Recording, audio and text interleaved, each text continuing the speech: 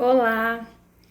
Hoje, na nossa aula de saúde coletiva 2, nós vamos falar sobre as redes de atenção à saúde. Então, nas últimas aulas nós vimos uma revisão breve do SUS, né?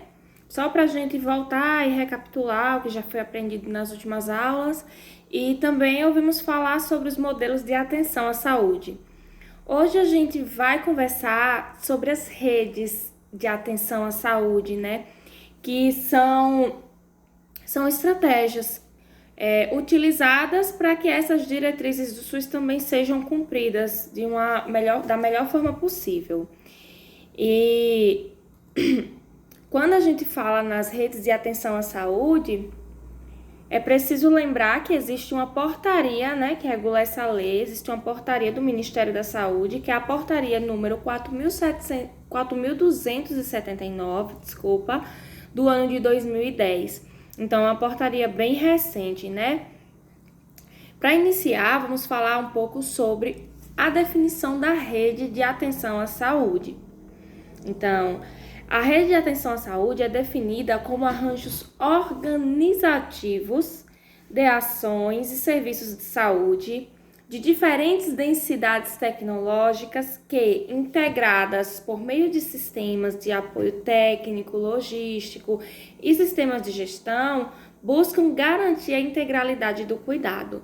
Então, daí já dá para a gente perceber a proposta de conseguir contemplar um dos princípios do SUS, né? Que é a integralidade, que se refere a atender o indivíduo como um todo. Se o indivíduo precisa passar por todos os níveis de atenção, ele vai passar. É isso que diz respeito à integralidade, né? De acordo com a necessidade dele, ele vai poder perpassar por todos os serviços. O objetivo das redes de atenção à saúde é promover essa integração sistêmica das ações e dos serviços, né? Porque precisa haver uma harmonia entre as ações e os serviços de saúde, certo? Porque são os serviços da saúde quem vão fornecer essas ações. E aí precisa ter essa harmonia, como eu falei, com a finalidade de prover a atenção contínua, integral, de qualidade, responsável e humanizada, de forma a incrementar o desempenho do sistema em termos de acesso, equidade, eficácia clínica e sanitária e eficácia econômica. E isso a gente já encontra lá no anexo da portaria, né? A gente encontra no anexo da portaria 4.729 de 2010, trazendo a definição da rede da atenção à saúde. E aí, quando a gente passa por essa definição de rede, também é crucial entender por que a necessidade de estabelecer uma rede, né? Porque como era que o Brasil estava na época? O que estava acontecendo? Porque para que qualquer política seja estabelecida, é necessário que haja algo que a gente chama de janela de oportunidades, né? Então, é preciso que o cenário daquele local esteja um cenário apto para que se lance uma proposta de uma política e aquela política seja aprovada, tá? E aí, nessa época, a gente tinha um cenário bem caótico. Hoje melhorou um pouquinho, mas ainda não tá tão bom, né, como deveria ser, diante das políticas que já foram estabelecidas da criação do SUS até aqui. Então, o cenário de saúde no Brasil nesse ano era um cenário que oferecia lacunas importantes. O que são lacunas importantes? Como se fossem vazios, sabe? A pessoa, ela precisava de um determinado serviço. E aí, quando chegava aqui no posto de saúde, um exemplo, eu chego aqui no posto de saúde e só que depois eu preciso de um determinado serviço que o posto não oferece e eu preciso ir para outro serviço. Então, eu que teria que correr atrás, teria que procurar. Não existia uma logística, não existiam sistemas logísticos que proporcionassem isso. E, de certa forma, não existia um encaminhamento daquele profissional e uma contrarreferência do que me mandasse de volta para minha comunidade. Então era um cuidado muito fragmentado, muito fragmentado. A pessoa, eu tô passando por determinada coisa. Então eu vou no hospital ou eu vou no posto de saúde. As pessoas ficavam muito soltas também, sem ter noção do que fazer, de como ir. Um exemplo, uma rede de urgência e de emergência. O SAMU pega alguém na rua, não vai saber para onde levar, não sabia para onde que tinha vaga, como estabelecer esse contato, né, que deve ser o certo, saber o local onde vai levar, não somente chegar lá e sair entregando todo mundo, né? Também a questão do financiamento, que era insuficiente, e mesmo o financiamento sendo suficiente, existia também uma baixa eficácia no emprego de recursos. Quando a gente fala de eficácia, a gente está falando de ações que não funcionam tanto, sabe? Quando a gente fala de eficiência, eficácia, efetividade, quando a gente fala de eficiência, a gente está falando de custos, de gastos. E quando a gente fala de eficácia, a gente está falando que as pessoas não conseguiam fazer aquilo que era proposto dentro dos recursos que eram oferecidos. Ou seja, eu receberia 10 mil para poder fazer uma ação de saúde em tuberculose. Só que aquilo ali não dava. Aquilo ali não dava porque era muito mal empregado, não existia uma organização, entende mais ou menos? Porque era tudo muito fragmentado. Um modelo de atenção inadequado, como o modelo que a gente falou no último encontro, que é o modelo centrado mesmo no curativismo, né? Centrado na medicalização do problema, da pessoa, ela só precisa receber aquele atendimento ali e ninguém mais entender e fazer ela conseguir perpassar por outros locais de saúde também que seriam necessários. A gente tem em 2010 também a ascensão das doenças crônicas não transmissíveis, né? Que começaram a dar um boom naquela época, que é a hipertensão, diabetes. Então, você percebe que daí o Brasil já vem tendo um quadro epidemiológico bem modificado, né? Porque a gente está saindo, na verdade, a gente está trabalhando ali em 2010 com uma tripla carga de doenças. Além das doenças infecciosas e parasitárias, que eram as doenças e até hoje ainda permanecem assim, né? Mas as doenças que estavam bem firmes na época, mesmo com a existência do SUS, existência de vacinas e outras coisas mais, saneamento e outros cuidados, a gente vem tendo também a ascensão dessas doenças crônicas. E quando se olha para essa ascensão das doenças crônicas, percebiam que o Brasil não estava preparado para receber tudo isso, porque estava tudo muito solto ainda, as coisas estavam se organizando de certa forma.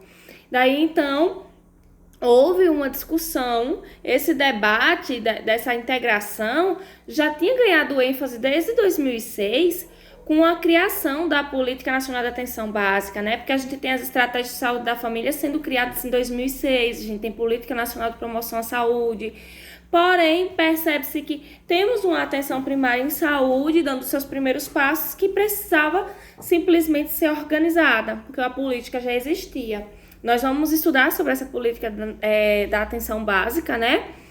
E que ela teve até umas modificações muito importantes agora em 2017, e aí a gente vai falar sobre elas mais na frente, tá?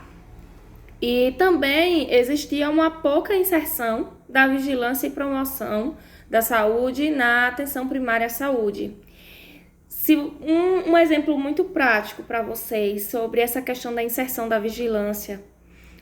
Hoje a gente tem percebido como uma vigilância importante, né? Não que antes não fosse, mas agora nessa pandemia que nós estamos vivendo, praticamente tudo é feito pela vigilância.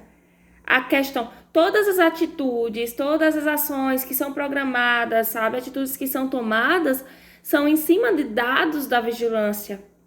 Por isso a importância da vigilância estar integrada em tudo isso, né? Porque a quantidade de casos curados, casos ativos, teste disso, teste daquilo. Tudo isso é computado pela vigilância. Então, veja aí a importância dessa vigilância, dessa inserção dessa vigilância na promoção da atenção primária à saúde, né? Então, daí parte as justificativas que a portaria traz para poder fazer essa organização da rede. Como eu falei, havia uma janela de oportunidades para que a política fosse implementada, né? Então, foi citado como justificativa superar a fragmentação da assistência. Utilizar essa portaria como a superação para a fragmentação da assistência, para tentar trazer os serviços de uma forma mais articulada, que a pessoa conseguisse perpassar e o cuidado não ficasse solto ou não ficasse perdido. Eu tenho aqui a minha unidade de saúde, eu atendo fulano, só que fulano precisou ir para o hospital, e aí ele vai lá, vai sozinho e pronto, acabou ali. Hoje, as redes dão a possibilidade para a gente de fazer o seguinte: eu, enquanto profissional de saúde, posso encaminhar o meu paciente para outro local. Vamos supor que eu encaminhe meu paciente para um CAPS. Quando eu encaminho meu paciente para o CAPS vai fazer algo que a gente chama também de contrarreferência. Eu vou falar para vocês. Eu faria a referência do meu paciente, da pessoa que faz parte da comunidade que eu cuido, para o CAPS, e o CAPS me mandaria de volta com a contrarreferência. Na minha referência, eu falo pro pessoal: olha, paciente, tantos anos, tal e tal, faço a descrição toda como no anamnese e digo que o meu paciente está com ideação suicida ou com outros problemas. E falo ali, coloco tudo escrito, porque que eu estou encaminhando para eles. E aí ali eu vou assinar e encaminhar. Meu paciente vai provavelmente ao CAPS, ou então eu tento encaminhar por alguma regulação que exista, vai depender muito do município.